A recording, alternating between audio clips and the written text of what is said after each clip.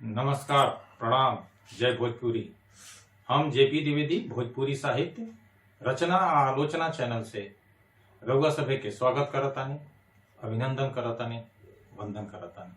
आज पुस्तक समीक्षा सत्र में हमारा भी जौन पुस्तक बिया उच्चरत हरिनंदी के पीर, रचनाकार जयशंकर प्रसाद द्विवेदी, प्रकाशन वर्ष 2021, प्रकाशन संस्थान सर्वभाषा ट्रस्ट आ विधा कथेतर ललित व्यंग। भोजपुरी में ललित व्यंग के बहुत कम पुस्तक आयल बानी सन। ये पुस्तक के प्रकाशन के पहले खाली एक गो पुस्तक ललित व्यंग के आयल रहे, ये दूसर की पुस्तक दिया। यह पुस्तक के समीक्षा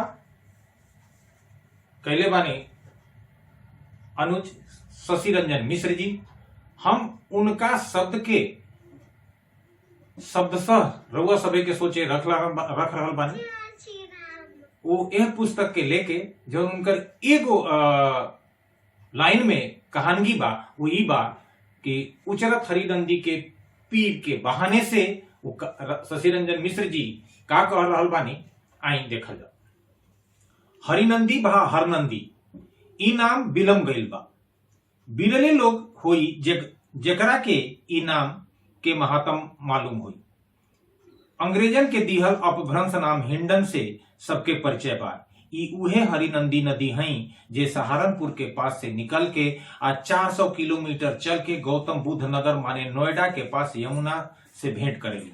बाकी यह नदी पर जैसे राहु के साया होखे, आपन जन्म स्थान से निकलते कई गो शहरन के मैला आ कल कारखाना के गाद अपना माथे पे ढोवे लागेली।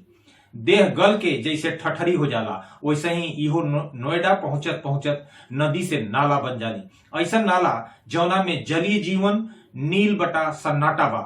कल कल के गुलजार से लेके थथमल दलदल के बदबूदार जिंदगी जियत हरनंदी आह से कराहे आ कुहके ली। बाकी ई आह आ कराह के सुने वाला के बा आ केकरा से कहल जाओ। हाल सुनी अठी लई हैं लोग सब, बांट न ले हैं कोई, तक केकरा के आगे रोवल जाओ। अब दर्द के आलम ई बा कि रोवत रोवत हंसी आ जाता। दर्द आ दर्द देवे वाला दोनों पर हंसी आवेला।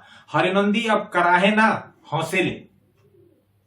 ओकर हंसी व्यंग है हमनी सब पर, हमनी के सरकार पर, हमनी के व्यवहार आ चुप्पी पर। हरिनंदी के कहानी आ दर्द अकेले के ना है। हरिनंदी अपने आप में सौसे समाज आ समाज के बात विचार के ऐनक है। जौना के नजर से प्रश्न उठेला कि आदमी ये धरती पर सबसे बड़का बा कि वो संसार के व्यवस्था के हिस्सा है।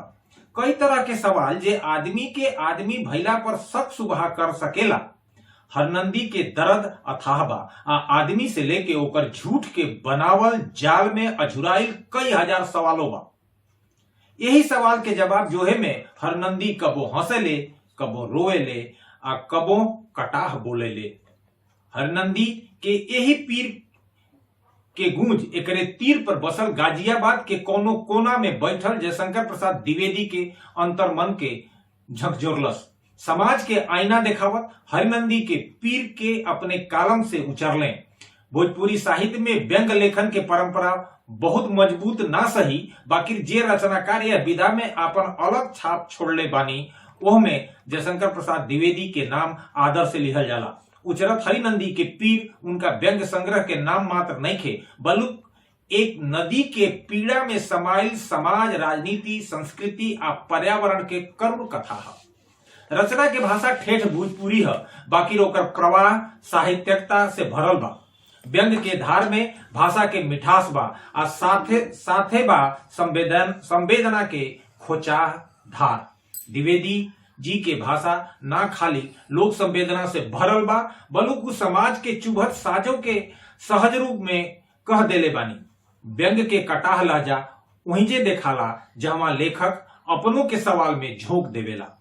ई खाली नदी के पीर नहीं खे, बलुक एकरे बहाने द्विवेदी जी अपन संग्रह में समूचा समाज के जवना में इतिहास, भूगोल, राज आ राजनीति, आचार व्यवहार पर ऐसा टोन मरले कि मैं जिनिस व्यंग हो गई बा। व्यंग सहजे नहीं खे, समाज के बदबूदार गाद के व्यंग के इतर के अलोता चहेटल बा। व्यंग के यह संग्रह में 46 गो रचना बा। भाकह सकेनी हरनंदी के राह में 46 गो मोड़ जेकरा से ई घवाहिल भैनी। एकर धाह के आंच ऐसन कि कबो जेठ के तीत आ कबो अगहन के कुन घाम लाग सकेला। आ एकर छाप ए संग्रह के कई गो लेख में साफ बूझल जा सकेला। पक्ष विपक्ष से परे जहां गलत लौकल वहीं जे कलम के तलवार भौंकत, छल कपट के व्यवहार के गिरहबान चढ़ावत, तब कबो जनमन के मरम के बूझत ओकरे पीर से नाता जोड़ ओकर बात कहल व्यंगकार के काम है। यह में द्विवेदी जी 16 आना न्याय कैले बाणे। अथ मन राखन कथा से व्यंग बाण चलावत द्विवेदी जी अंत में सकारल हम भोजपुरिया साहित्यकार बानी तक पहुंचे में अलग अलग ताव आ भाव के व्यंग के मार सहे के पड़ी। उचरत हरि नंदी के पीर खाली नदी के पीर पुराण नहीं खे, बल्कि समाज के चरित्र पत्र है। इस संग्रह भोजपुरी व्यंग साहित्य के एगो महत्वपूर्ण मील का पत्थर मानल जा सकेला, जे न केवल भाषा के समृद्ध करेला बल्कि आदमी के संवेदनों के आईना दिखावेला।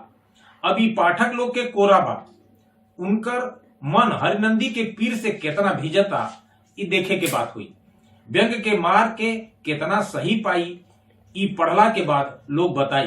बाकी यह संग्रह के पढ़ल जरूरी बा हरिनंदी खातिर, वो पीर के जानल जरूरी बा जौना के जयशंकर प्रसाद द्विवेदी आपन यह संग्रह में उचरले बानी। भोजपुरी के थाती में ऐसा रचना धर्म के सहेजे खातिर लेखक के बहुत बहुत बधाई।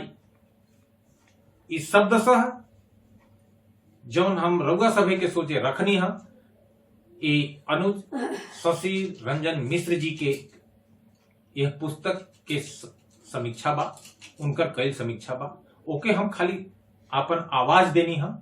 एक के जौने नजरिया से वहां के देखले बाने वही नजरिया के हम रउआ सभे के सोझा रखनी है। तो एकर जितना क्रेडिट हो सकेला वो सब शशि रंजन मिश्र जी के बा। एकरा संग ही हम आज उस समीक्षा सत्र के इहे विराम देतानी। जय भोजपुरी।